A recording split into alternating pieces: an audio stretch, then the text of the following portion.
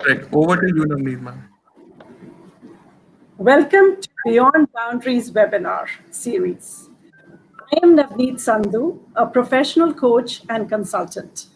Thank you all for making time and the space for joining us today.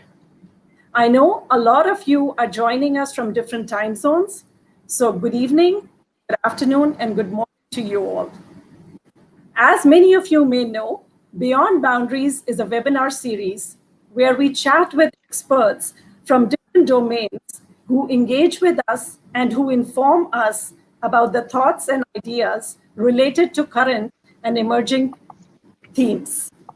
The topic for today is Surging Ahead Despite Tough Times, where some of you had requested for us to have a webinar on the present, frame of mind, maybe the anxieties and the stress that we all are facing in this uncertain pandemic times.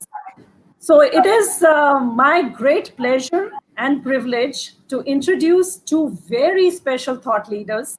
We have Melinda Stallings from the US, and we have Neeti Gupta from Singapore joining us. Welcome to both of you, ladies. And just a little bit about our speakers now. Melinda Stallings is hailed as a visionary and a thought leader in positive influence. She's a keynote speaker, an organizational improvement consultant, a retreat facilitator, and a professional executive coach. Melinda says her mission is to spread the infinite power of positive throughout the world, one individual at a time. She has been awarded many honors, including Outstanding Women of America, Global Goodwill Ambassador and Humanitarian, and she regularly volunteers her time and talents with those less fortunate. She is popularly known as the Positive Consultant, and she is the best-selling author of the book, The Power of Positive Conflict Resolution. And she helps people and organizations work through challenging situations to bring successful results. Her motto, you always have a choice, believe in the infinite power of the positive.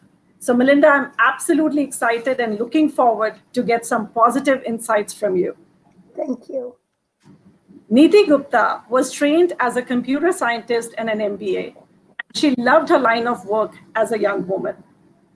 When life as an expat wife took her around the world, it exposed difficulties most women face, challenges in careers, as partners, and as mothers. She experienced firsthand the impact this nomadic lifestyle has on an individual's mental and physical well-being.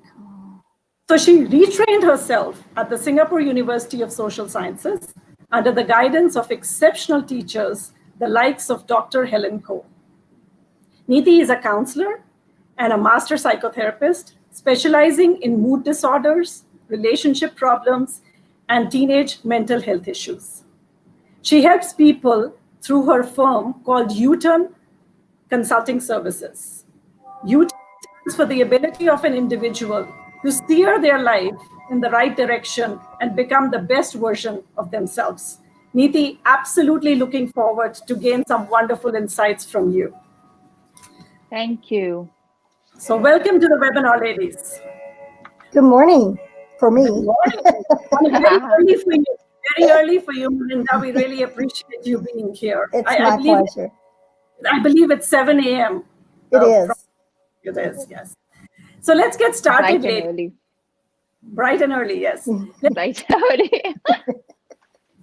So let's get started. And, like I just said, that a lot of us are facing anxiety and stress in these uncertain times. So, both at an internal level and also at an external environmental level. So what do you think of this, Neeti? I'll come to you. Could you kickstart us with that? These are very strange times, something that, at least our generation had not faced, and probably the generation prior to us also, such uncertain times. And in my practice these days, I'm getting so many calls of, my old clients and my new clients they come up and say, oh, I'm having these weird symptoms. I'm feeling so strange. And so more than other issues these days, I am seeing a lot of anxiety issues cropping up. And I just wanted to tell you about a case of mine that I'm seeing currently. And there's this client. He is a man in his early 40s, and he owns a rather successful business here in Singapore. And he mentioned that he's low on energy. He has a strange tightness in his chest. He has lack of focus, racing thoughts. He cannot engage in the activities that he used to enjoy earlier. And when I said, oh, that sounds like anxiety, he was very quick to say, no, I don't have any financial issues. It's all fine. I have a lot of money. I have nothing to worry about. So then I asked him, are you worried about anything else? He said, yeah, probably catching the virus. And I said, yeah, that's this uncertainty of being exposed to the virus is really taking over our well-being, taking over our mental health. And then he went on to say, you know what, I just want this to end. And I looked at him and said, yeah, so do I. We all want this to end. And but the issue is that we don't know when this will end, and that's where anxiety stems from.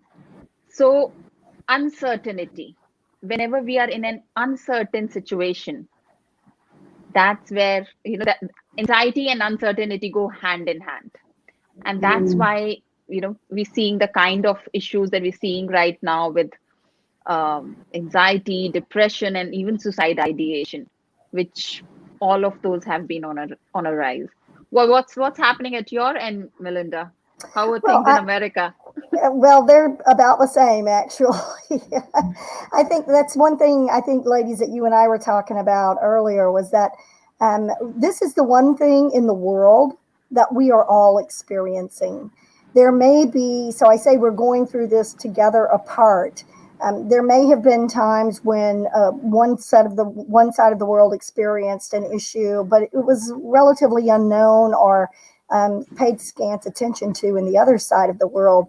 But in this pandemic, there is not one person that isn't either aware of it or experiencing some symptoms from it. And to your point, Niti, I too have clients that many of my clients are in the business world and large organizations. And I had an executive contact me and said, I'm learning how to use all of this automation and how to have Zoom meetings and how do I engage people in these Zoom meetings, and they're checking out and they are,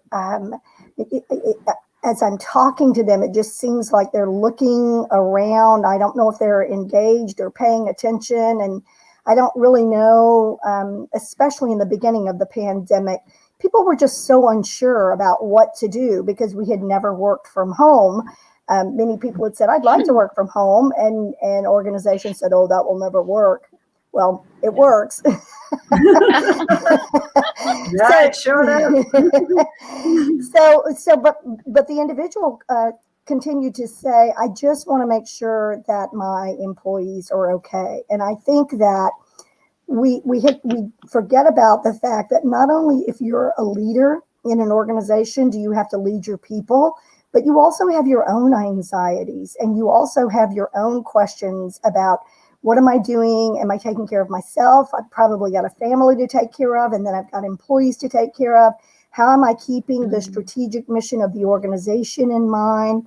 So we're bombarded with things that probably were always underlying, but they've become so much more prevalent in the world now and in our daily lives. And I think, Niti, I'm very excited to share this time with you because I think it's so important that individuals understand sometimes you're in anxiety and you don't even realize that's what it is. Just like the gentleman that you were speaking with, oh no, I'm fine. I'm not, my business is good. But there's always these underlying conditions that we can't really put a name to. And so I think we need to make it okay. It's got to be okay for people to feel how they're feeling when they're feeling it. And for me today, what I'm going to hope to bring to you is how to remain positive in those situations. I'm not saying that the world isn't presenting us with some challenges. What I'm saying is you do have a choice, and I want to give you some mindset tips that you can use when you do begin to feel yourself kind of going down the rabbit hole. Yeah. Thank you, Melinda. And Yeah. thank you. Absolutely. Even my work as a coach, I see this. People are coming and displaying certain symptoms and, but they just refuse to accept that it's do with, they usually take it, no, my performance okay, or the financial are okay, etc. Right? So I'm thinking, ladies, let's just take let's just reflect on this and let me understand and let our viewers also understand. Neeti, why does anxiety exist? Is there a place for it in our human experience? That's a fantastic question, Navneet. I first want to, just something that Melinda touched upon, and you also alluded to, is that people have anxiety, but they don't want to, admit it or talk about it because it almost sounds like a label, right? It almost it's stigmatizing. Any mental health issue, we think, oh no. I cannot admit to having that. Right. But let me tell you one thing. Anxiety, all of us, 100% of the human population has anxiety. Anxiety exists. Anxiety serves a purpose in our body. Anxiety is a gift from evolution. So it's not a dirty word. It's not a bad word. And let me just first tell you what anxiety really is. So anxiety is actually our body's natural response to stress. It's the feeling of tension, worried thoughts, or physical changes like increased blood pressure. So basically, anxiety will affect your mind, your body, and your heart. And another thing to note about anxiety is that it's always about times to come. It's a feeling of fear about future events. So now, let's just find out, why does it even exist? Why does anxiety play a role in our life? And the answer is yes. Anxiety is absolutely essential for our survival. These are anxiety is a signal which are generated in amygdala, and which is the oldest part of our brain.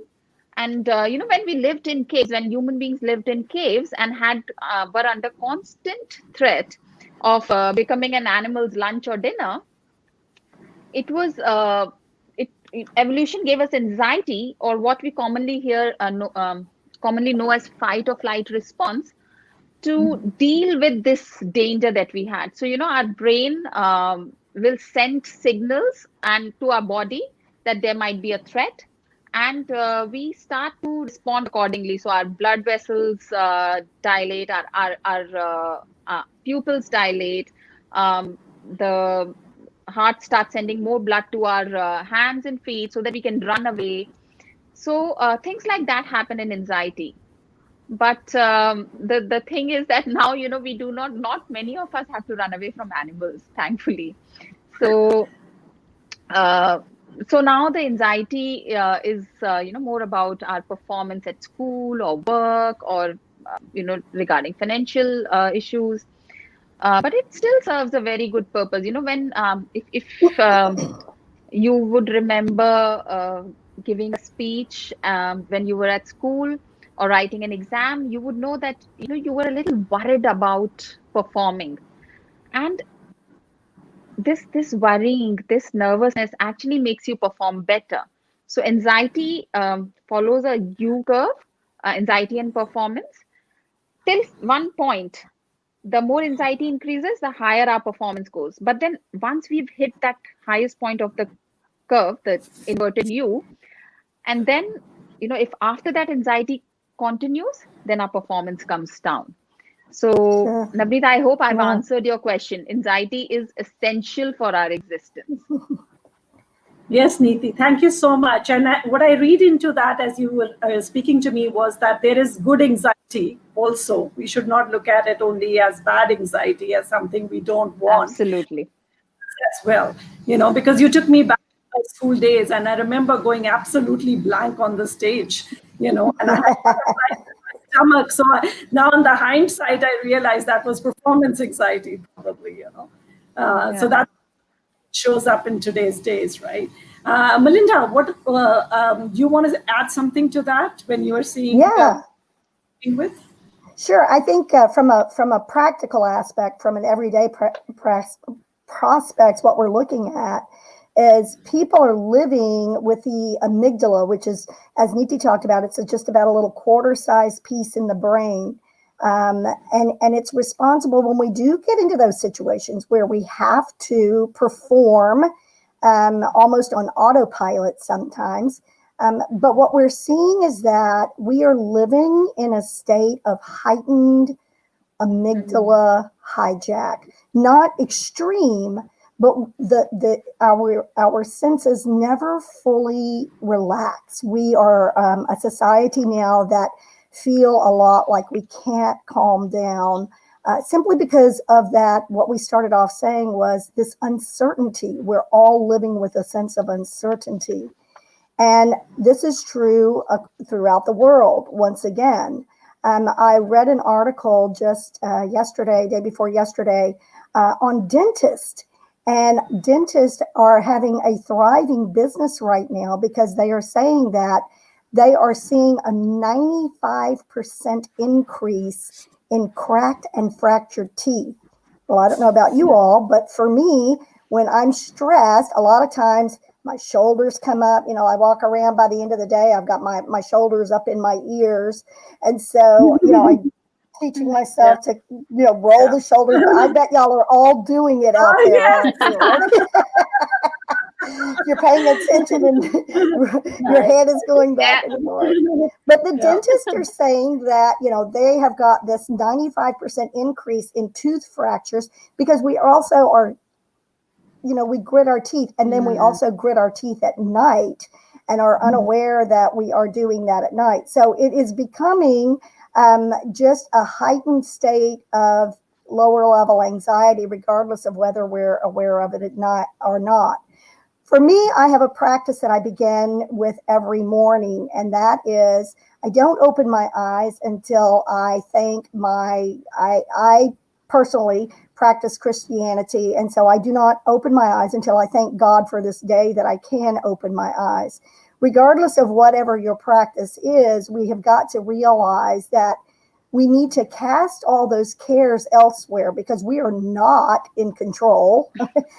If you have small children, you realize you're not in control for sure. I think we've all been there.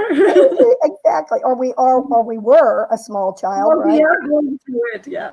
But I think the thing is that you've got this opportunity to just take yourself and deep breathe. Slow down your breath. Tell yourself that you're going to have a fantastic day. Tell yourself that you can handle anything that comes your way that day.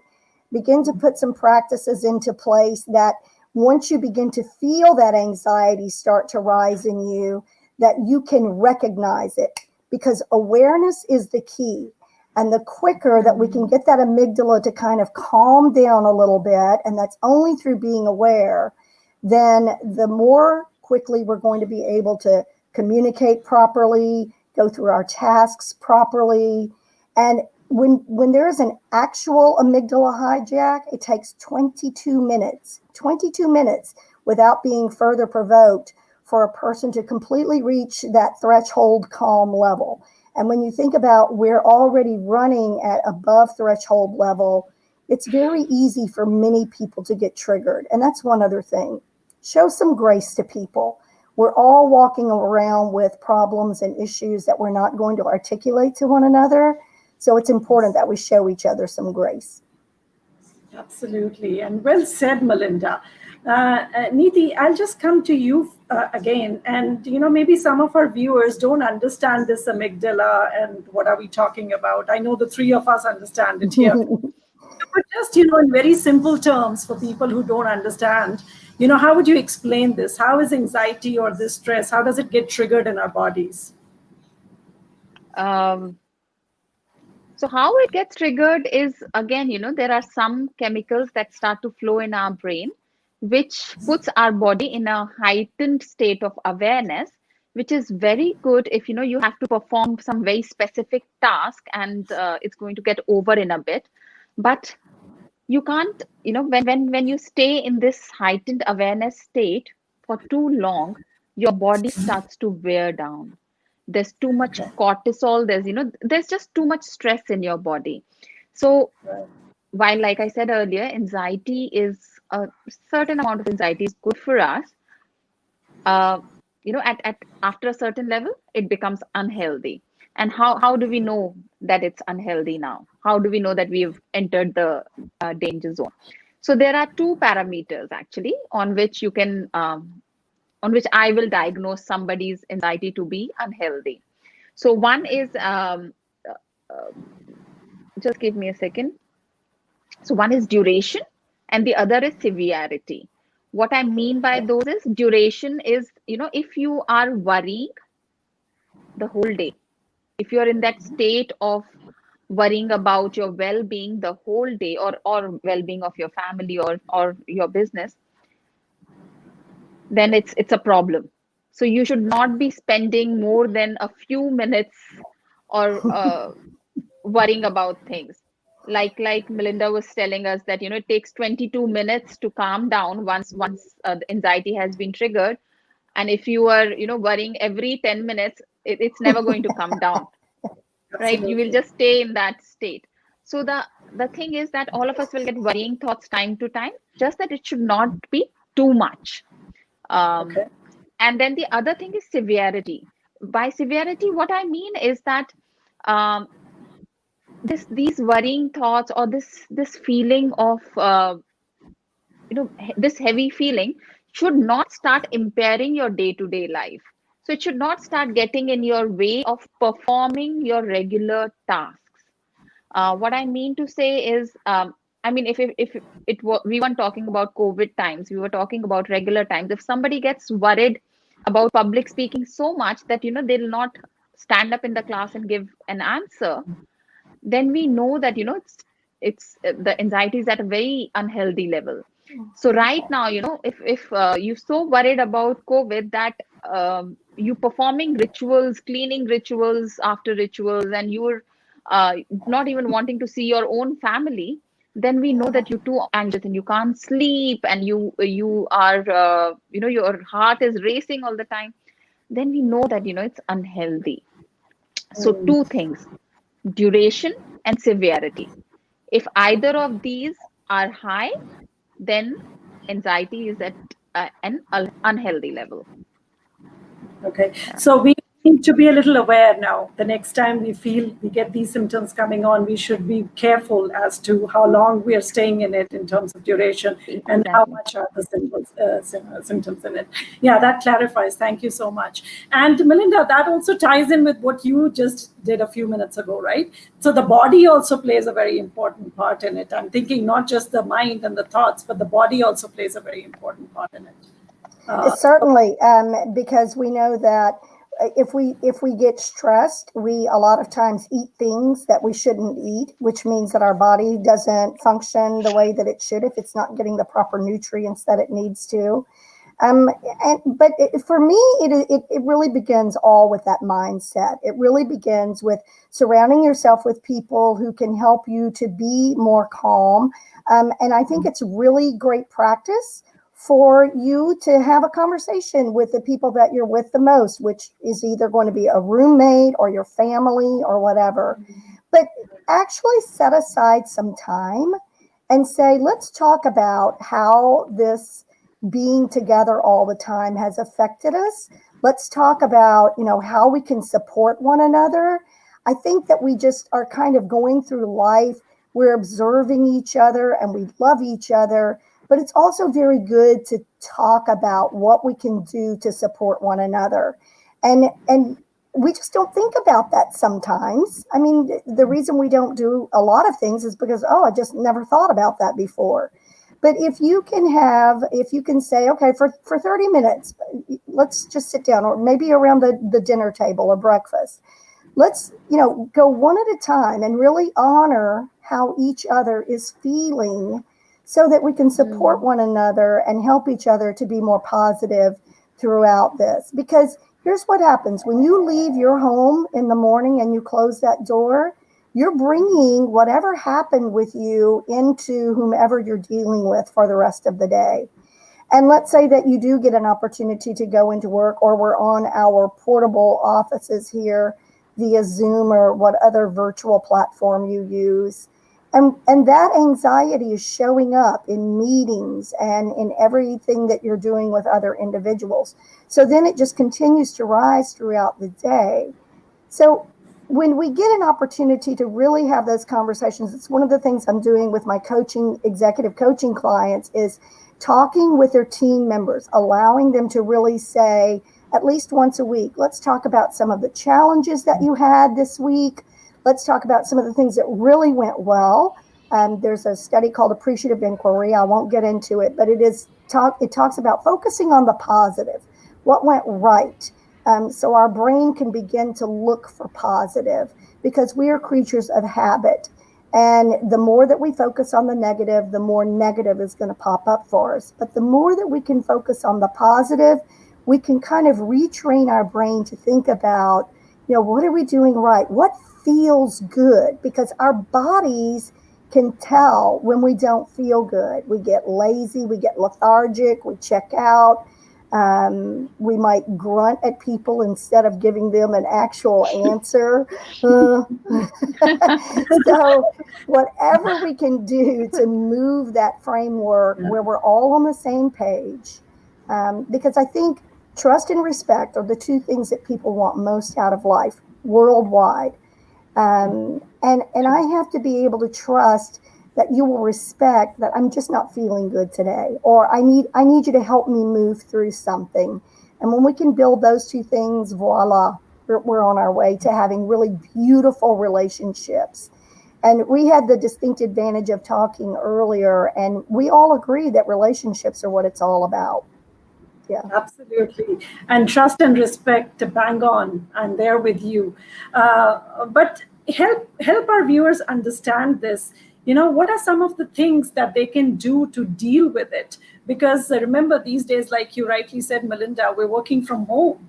So, there is that added probably stress of, managing the home. And, like we've seen those Zoom videos where the kids walk in, or, they're, something like that, right? So, that's the reality of today. And like you said, that we don't know how long this is going to last. So what is it that you would, as a therapist, what is it that you would suggest, Neeti, that we should do in our everyday lives? Some practices that we can do that'll ease out this anxiety or the stress in our lives? Simple answer would be cut ourselves some slack. That's it. Okay. Just allow ourselves to make a few mistakes and, just go easy on ourselves. But what I would like to do right now is to talk a little bit about how our body, how can we really control our behavior, what is called total behavior in choice theory. That's a modality of psychotherapy. So I had sent Anshuman a picture of a red car. Anshuman, can you please put that up on screen? There's a...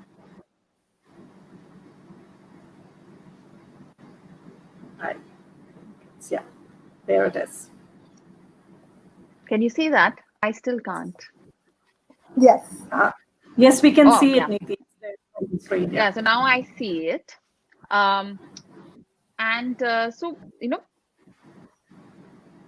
at any moment, we have 4 dimensions or paths to our existence.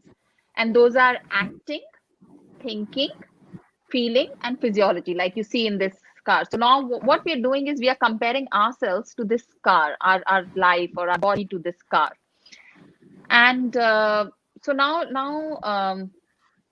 these acting, thinking, feeling, and physiology, these are the tires of the car.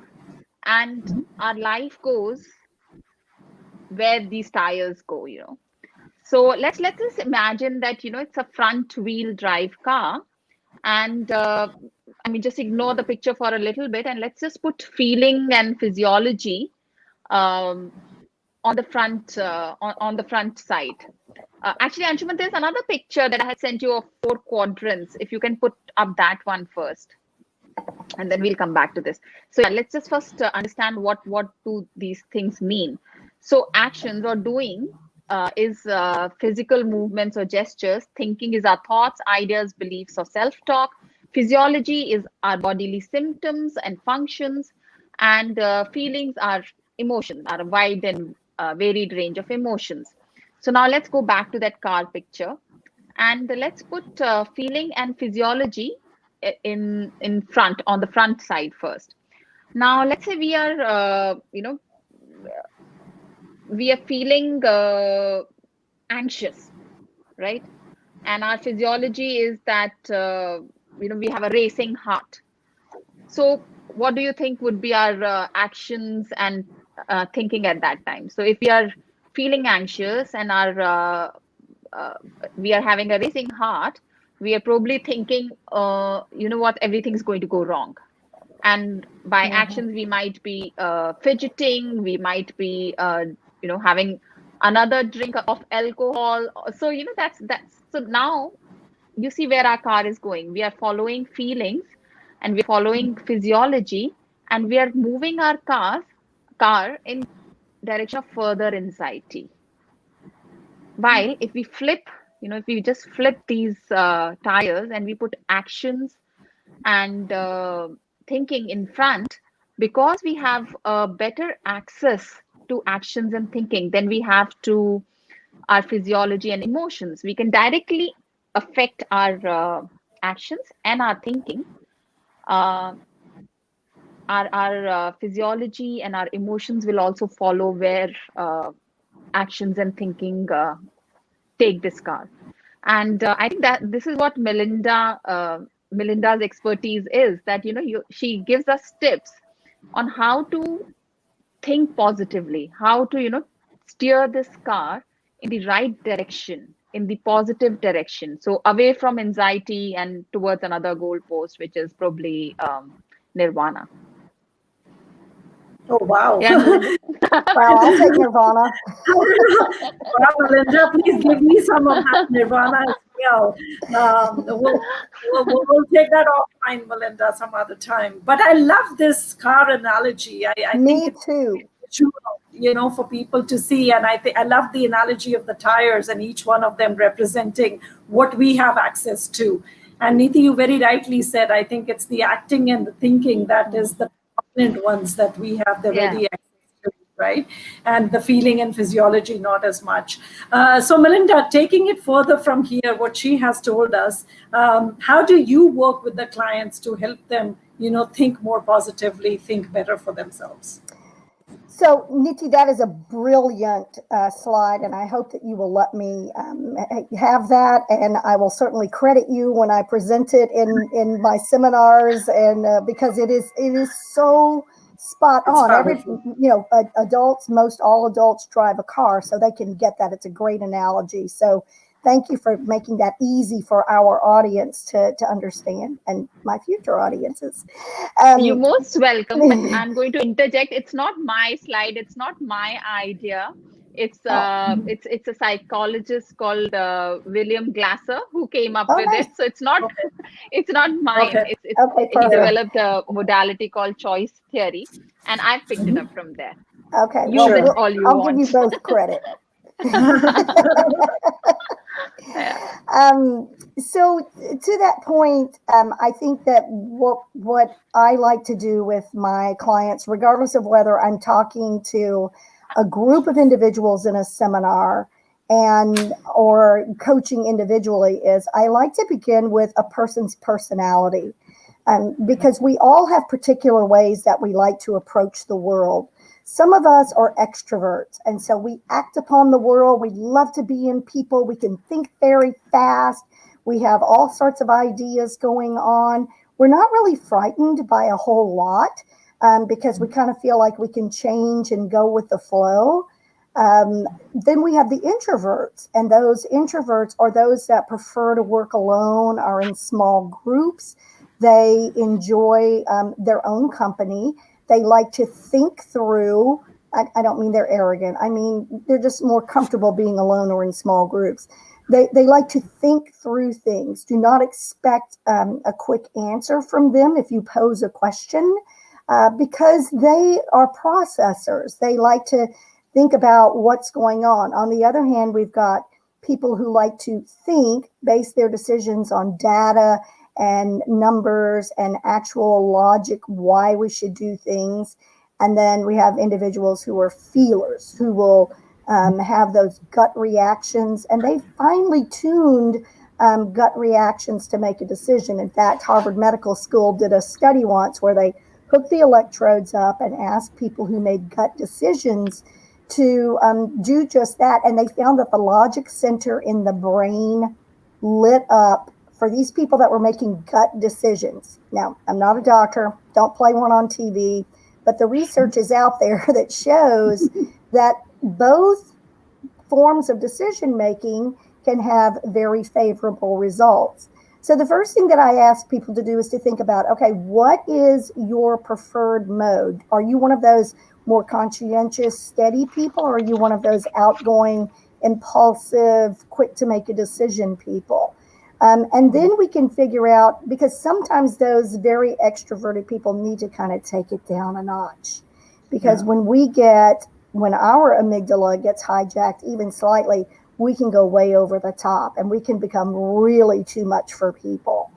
For those introverts, a lot of times they begin to retreat even more. And then that causes its own situation when we're trying to figure out what's wrong. Are you okay? And they may or may not be. I can't tell because we're dealing with different people. But for some people, retreating is just natural for them. And for a person to continually say, are you okay? Are you okay? Are you okay? That makes their anxiety levels rise even higher.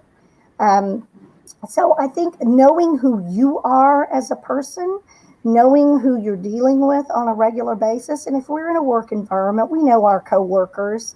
And again, it's back to that conversation that I had earlier about having discussions and honoring one another where you are at this point in time. And here's a really novel idea. Okay, ready? Tell people what you need. Ask them for help. Wait, I'm supposed to ask for help? Oh my gosh, I can't do that. Yes, I mean, especially now, if there has never ever been another time for you to try on your ask for assistance mantle, it is now, because we're all going through the same thing together apart. So, and again, you have to set up positive thoughts, positive practice, because our thoughts become our feelings become our actions. And then we either have a positive result or we have a negative result. And based upon what happens there, we automatically file it into, is it going to work? It's not going to work. And so we have to be very careful that if something doesn't work exactly the way that we wanted it to the first time, that we don't beat ourselves up about it. We just say, that didn't work. What can I do differently next time?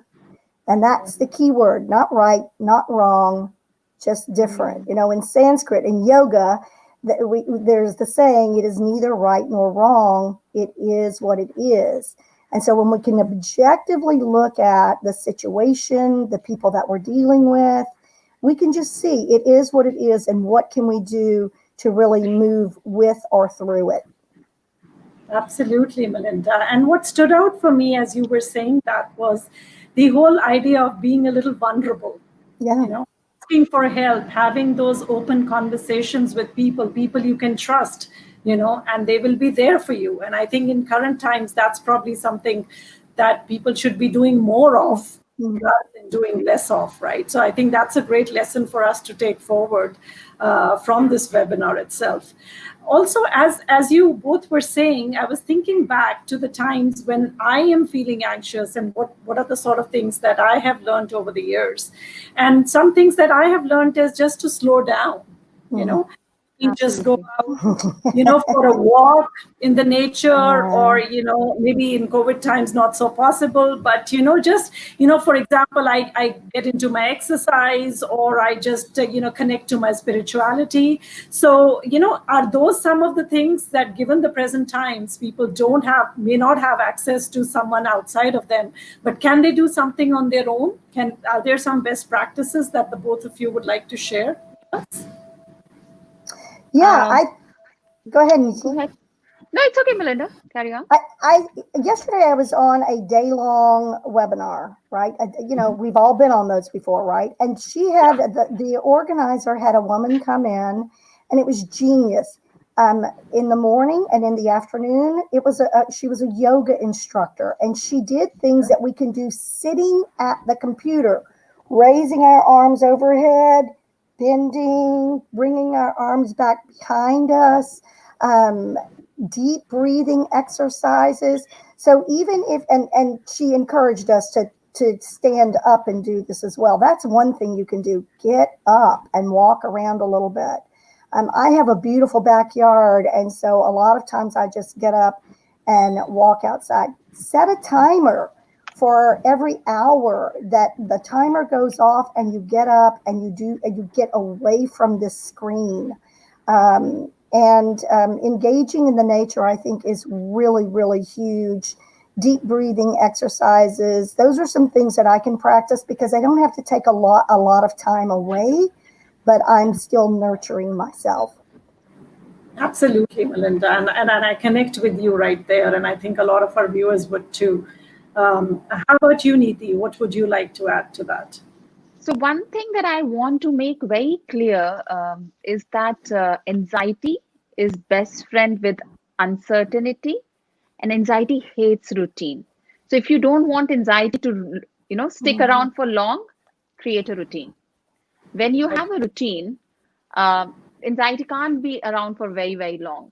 And by routine, the routine activities are eating on time, sleeping on time, getting exercise, like Melinda said, you know, getting aerobic exercises every day. And then, avoid excessive caffeine or tobacco or alcohol. So create good, healthy routines. And then, you know, there's this issue that we've been facing a lot right now, is that there's too much of information. This pandemic, there has been a pandemic, and there has been an infodemic. So there's just too much information all the time. I love that. Yeah. And so what we need to do is we really need to cut down how much information we are taking in. Again, you know what Melinda told us, the 22 minutes it takes for your amygdala to calm down. I mean, give it a break. Don't just binge on news. And I always tell my clients, when in session, I tell them, please turn your notifications off. You know, you can't be getting aroused every time there's a Facebook notification, there's a CNN notification, there's a Twitter notification, and you're looking at your phone and you're getting aroused again and again. So calm down, you know, turn your notifications off, limit your news, the news that you're getting. Take regular breaks from work, walk around, like Melinda was saying. And one thing that, you know, we have to remember is that this is the time when you stay in regular touch with people who, you know, uplift you, who you can have great conversations with. Get back in touch with them if you've not been in touch for a long time. And this social distancing is actually, you know, it's a misnomer. So social distancing is not emotional distancing. It's just physical distancing. Emotionally, we still can and should connect with people. Very true. So, and there were actually a couple of relaxation exercises, relaxation techniques that I use in session, which I could very quickly, if we have time, I could very quickly teach those. Yes, Yeah. please, we would love So, to. so the breathing exercise is basically, you take your hands and put them on your navel, close to your navel.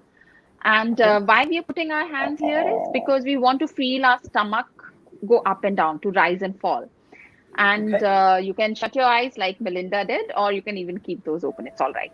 And then you inhale to the count of 4, and then you exhale through mouth to the count of 6. And I'll give you the count very quickly. But the idea is that your breath should be reaching your stomach. You should be feeling, your breath going into your stomach. So I'll just give you the count. Both of you try it. So Okay. inhale, 2, 3, 4. Exhale through mouth, 2, 3, 4, 5, 6. Inhale, 2, 3, 4. Exhale through mouth, 2, 3, 4, 5, 6. Yeah. So, breathing like that, whenever your mind starts to race, or you kind of feel tightness in your chest, do this breathing. Set a timer for 5 minutes on your phone, and do it. Nice. And Nice. definitely, I already feel relaxed. Much yeah, better. yeah. I would have liked to. I'm sorry. Sorry. I would No, have go liked ahead. to give one more technique, but I think we're running out of time. So, I'll just put it up on my Facebook page or on my website.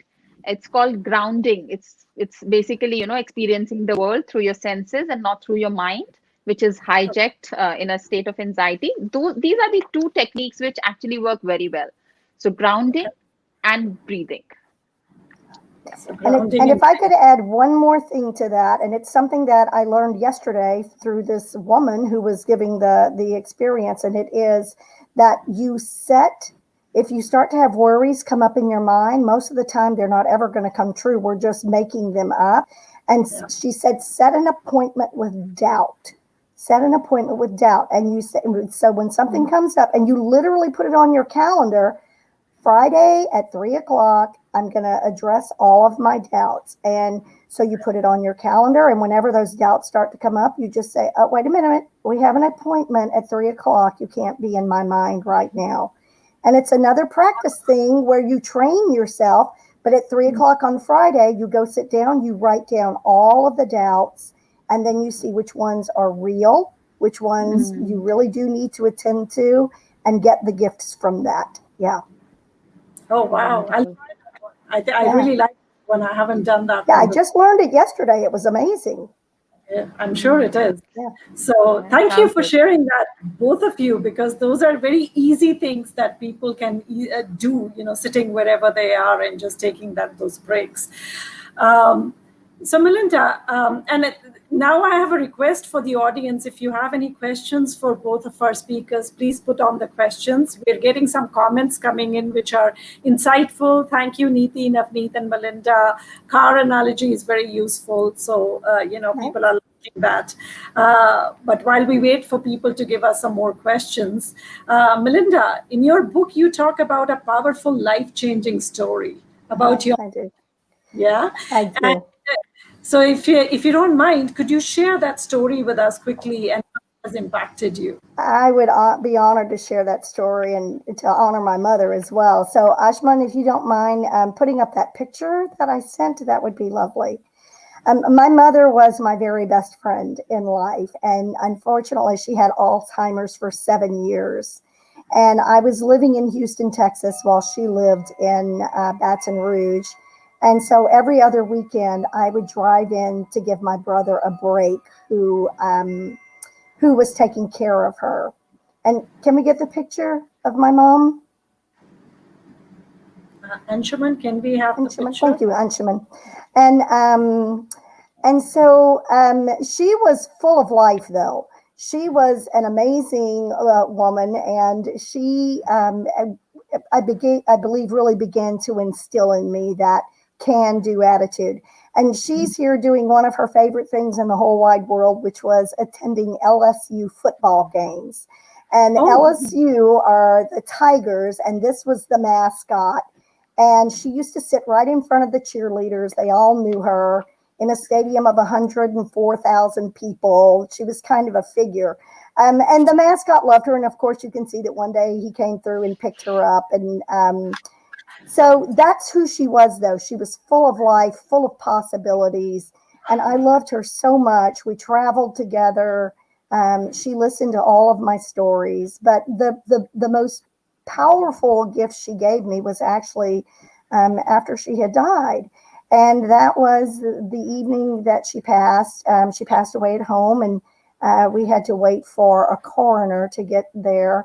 And so it was just a really emotional time. I felt truly at that point in time like I was really an orphan because my mom was a single mom that raised us. And so I really did not know, where I was going to get that guidance and direction from other than from my higher power. And when everything finally settled down, I was about to go to bed, and I said, Lord, please let me just see her one more time. Please let me just talk to her. Let me smell her. Let me touch her. And I was so exhausted. By that time, it was about 2:00 in the morning, and I fell asleep. And sure enough, God answered my prayer. And she came to me in a dream, and she was lying on the bed next to me, and she had her hand, her little head was on the pillow, and she had her hand right in front of her. And I loved my mom's hands. We always held hands everywhere we went, everything that we did. And so that was especially meaningful for me, that I would be able to actually see her hand in front of her face. And her eyes were shining, and she was smiling, and she was a little bit younger, but she was looking at me, and I got so excited. I was like, oh my God, Mom, you're here. I know you're in heaven, aren't you? Where are you? What's going on? And so I started peppering all these questions just like a little child would. And she looked at me and she said 7 life-changing words. And those words were, honey, it doesn't have to be hard. And I was like, Mom, what are you talking about? What doesn't have to be hard? What? Your death, the funeral, the rest of what exactly doesn't have to be hard? And she didn't say anything. She just kept smiling at me. And then, of course, I started asking a bunch of questions again, like a little child would do. And then she started to fade away. And as she started to fade away, I again heard her say to me, honey, it doesn't have to be hard. And so I kept my eyes closed very tightly, because you know how you are when you're in a dream. You're like, okay, if I keep my eyes closed, maybe they'll come back. But she didn't. And so then I sat bolt upright in bed, and I was like, what is she talking about? What doesn't have to be hard? And so went back to sleep. But the first question on my mind the next morning when I woke up was, what is she talking about? What doesn't have to be hard? And I was it wasn't until a couple of days later, we were at the funeral, and a situation occurred, because, funerals bring out the very best in people, right? And I was just about to say, oh my gosh, this is so, and then what do you think I heard? I heard my mother. I was going to say, this is so hard. And I heard her speaking to my mind, honey, it doesn't have to be hard. So I have taken that word out of my vocabulary unless I'm talking about a surface. Because you see, ladies and gentlemen, we make our lives hard. We decide whether we're going to be able to get through something or not. If we say that something is hard, it's like hitting a brick wall. But if we know that there's a brick wall, it may be challenging, but we know that we can scale that brick wall. So I'd like to invite you to embrace the gift that my mother gave me, that I want to share with you all. The next time you're about to tell yourself something is hard, oh no, we can't do that, that's too hard. Tell yourself it's possible. It will be challenging, but it is possible if we put our minds to it. So thank you for letting me share that. I really appreciate that. And I hope that that will bless many of you all out in audience land. Thank you so much, Melinda. And, Beautiful. you know, every time I hear you say that story, it does something internally to me that is just so powerful. And, and I'm sure everybody can relate to it at some level, but it's a great lesson from it that, don't, the internal chatter that you do with yourselves, it should not be, this is too hard, or it's impossible, or that I can't do it. It should be positive, and then absolutely you can explore the possibilities. So we just have about 5 minutes to go. So I think what I will invite the speakers to give their closing remarks, because we would like to close on time, as we are mindful of the time that everybody has invested in this. So Nidhi, if you would like to give your closing remarks, and then Melinda, I'll come to you. Before I give my closing remarks, after the story that Melinda has shared, I just want to share a little anecdote, which, again goes to say that, when don't say it's too hard, find a way. So when I was training to become a therapist, in my university, I had a professor I was very, very fond of, and I never missed her classes. And I would, the first one to reach, the last one to leave kind. And so my semester was coming to an end, and this was the last class we were having, and the last slide she puts up there, and that says, when you don't give up, you cannot fail. And I was transfixed. I just sat there and I looked at that quote, and I'm thinking, whoa, that makes sense. When you don't give up, how will you fail? You can't fail, right? Absolutely. And the whole lecture theater emptied, and everybody was gone, and she was winding up her things. And then she came up to me and she said, I knew you would like it, and I had put this slide up there just for you. And I looked at her and I said, really? That's so kind of you. That's so generous of, and I started to cry, and she started to cry, and we hugged each other. And then she told me, that I'm going for my PET scan today, because I found some lumps in my body, and I need to get those checked. And so I'll keep you posted about it. And yeah, she had stage 4 cancer, and she then she said, when I was getting worried and she was getting worried, we would text each other and say, when you don't give up, you cannot fail. And she's well. She sends Yay! beautiful updates. She writes, these beautiful mails to me and to her other students. And yeah, you don't give up, you cannot fail. Yeah. Absolutely. And there are lessons to be learned, and just never give up, right? And that's absolutely powerful. Aditi, thank you so much for sharing that. So on that note, if I can just tell you to take each and give your closing remarks or a message that you would like to give to our audience today. Thank you so much, Navneet, for having me here. I absolutely enjoyed myself, talking to you today. And the other day, when we were doing the technical rehearsal, it's so nice to connect with you all. And it's so, to the viewers, I would like to say, one thing, create routines. These are uncertain times. We can be certain about a few things if we have routines. So stick to your routines. We are all in it together, and we have seen, human beings are very resilient. We have seen tougher times, and we have gone through it, not our generation, but a generation before us. And this will pass. This will pass. Yeah. So, yeah, thank This you so shall much for pass. having me. Yeah. My pleasure. And it was lovely to have you with us here today. Thank you. And Thank you. for the insight and the stories that you have shared. Melinda, your closing. Well, I'll end with my motto, the phrase that pays, and you always have a choice. So believe in the infinite power of positive. For me, I just want to leave with, be good to yourself. Cut yourself some slack. Be generous with yourself and to those around you.